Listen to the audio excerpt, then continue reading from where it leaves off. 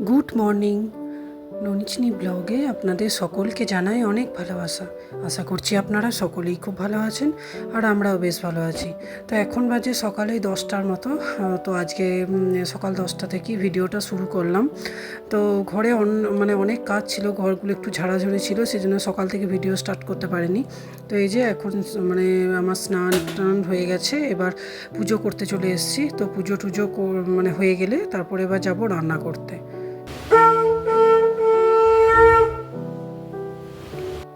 তো পুজো কমপ্লিট। এই যে আমি ভাতের জলটা মানে চাল আর জল একসঙ্গে চাপিয়ে দেবো। তো মানে ভাতটা আগে চাপিয়ে দিয়ে তারপর আমি মানে ব্রেকফাস্ট করবো। চলুন ভাতটা আগে চাপিয়ে দিই।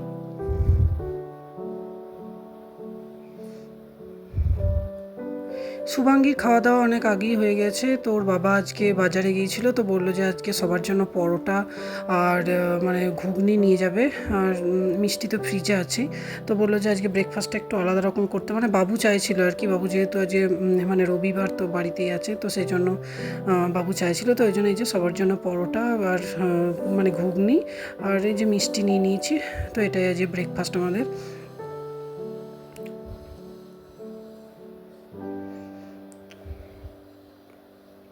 পরোটাগুলো গরম ছিল তো ভীষণ ভালো লাগলো খেতে। তো মানে সাধারণত এইগুলো আমরা খাই না, তেলে ভাজা খুব একটা খাওয়া হয় না। বাড়িতে যেটুকু যা পরোটা মানে সেকে মানে তেলে ভেজে খায়, কিন্তু বাজারে পরোটা খাই না বলতে গেলে। তো আজকে হঠাৎ করে বাবুর ইচ্ছা হওয়াতে সবারই মানে ব্রেকফাস্টটা এই দিয়েই করা হলো। তো এই যে খাওয়া দাওয়া সব হয়ে গেছে, এবার টেবিলটা গুছিয়ে নিয়ে টেবিলটা মুছিয়ে দেবো।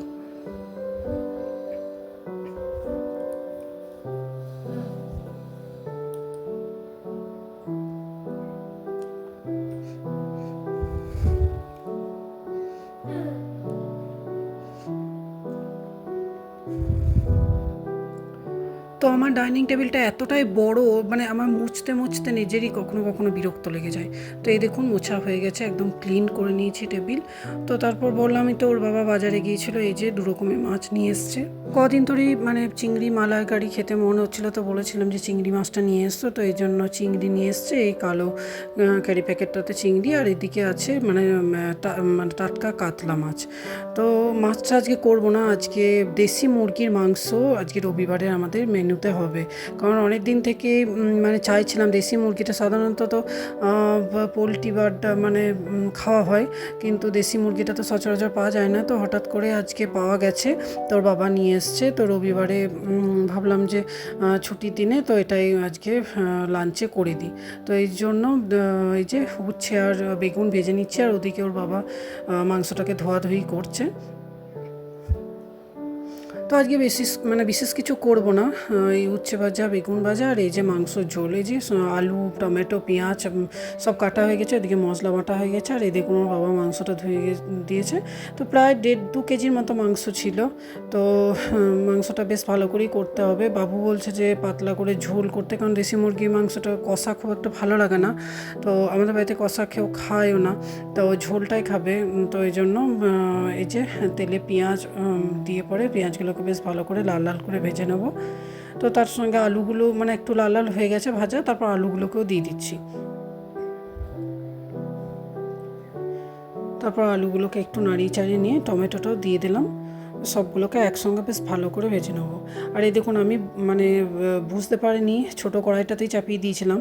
তো তারপরে আবার কড়াইটা চেঞ্জ করে এই যে বড় কড়াইটাতে নিলাম। তো তারপরে এই যে আদা রসুন, তারপরে লঙ্কা, এগুলো বাটা মানে মিক্সারটাতে বেটেছিলাম, তো সেটা দিয়ে দিলাম। আর যেগুলো মানে গুঁড়ো মশলা যেগুলো দেয়, তো সেগুলো দিয়ে দিয়েছি। মানে জিরে গুঁড়ো, ধনে গুঁড়ো, তারপর কাশ্মীরি লঙ্কার গুঁড়ো, আর এদিকে একটু চিকেন কারি মশলা আছে, মানে প্যাকেট ছিল একটা, তো সেটাও দিয়ে দিলাম। তারপরে এই মশলাটা মানে চিকেন কারি মশলাটা দিয়ে পরে বেশ ভালো করে নাড়িয়ে নিচ্ছি সবগুলো একসঙ্গে। তারপরে এই যে চিকেনটা দিয়ে দিলাম। তো দেখছেন চিকেন অনেকটাই চিকেন হয়েছে, মানে বুঝতে পারেনি ওর বাবা, মানে ভেবেছিল যে হয়তো 800 1 কেজির মতো হবে, কিন্তু দেখা গেল যে প্রায় 2 কেজির কাছাকাছি মাংস হয়েছে। তো যাই হোক নিয়ে চলে এসছে। তো এই যে ভালো করে চিকেনটাকে দিয়ে বেশ কষিয়ে নিচ্ছি মশলার সঙ্গে।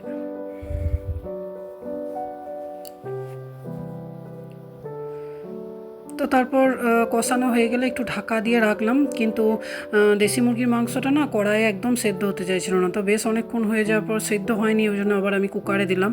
তো এই যে হয়ে গেছে আমার দেশি মুরগি লাল লাল ঝোল। তো ওদেরকে সবাইকে লাঞ্চটা বেড়ে দিচ্ছি, মানে ওরা সবাই খাক, তারপর শুভাঙ্গীকে খাওয়ানোর পর তারপর আমি খাবো, কারণ শুভাঙ্গীকে না খাইয়ে তো আমি খাওয়াতে পারি না, মানে খেতে পারি না। তো এই যে মাংস দেখছেন কালারটা বেশ সুন্দর হয়েছে, লাল লাল, আর মানে বেশ টেস্ট হয়েছিল মাংসটা। তো চলুন এবার শুভাঙ্গীকে খাইয়ে দাইয়ে আমিও খাবো, তারপরে আবার দেখা হবে। Good evening.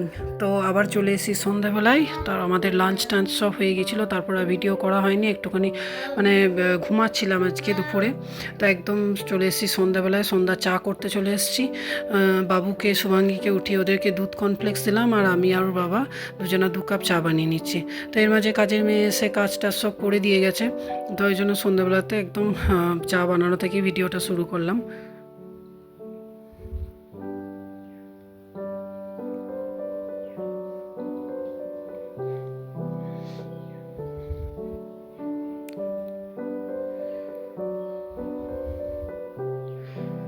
তো রবিবারে দুপুরে মানে বেশ মাংসর ঝোল দিয়ে ভাত খেয়ে বেশ ভালোই ঘুমটা হলো।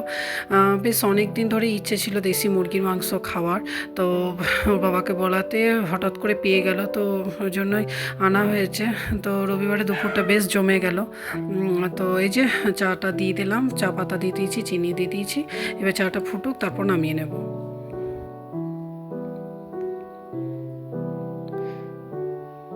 তো চা আমার হয়ে গেছে, এই যে চাটা ঢেলে নিচ্ছি।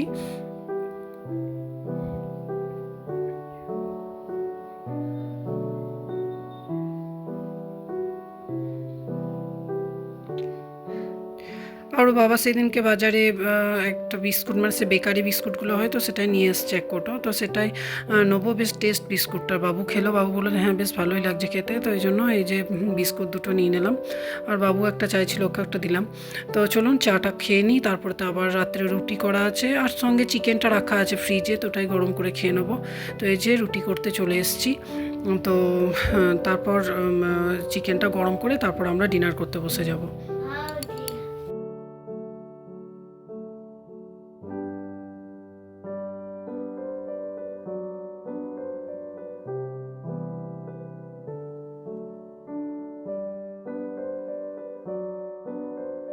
তো রুটি করতে করতে এর মাঝেই বলে নিই যে আমার ভিডিওটা যদি আপনাদের ভালো লেগে থাকে তো ভিডিওটাতে একটা লাইক করে আমার পাশে থাকবেন, আর যদি আরেকটু বেশি ভালো লাগে তো একটা কমেন্ট করেও আমাকে জানাতে পারেন।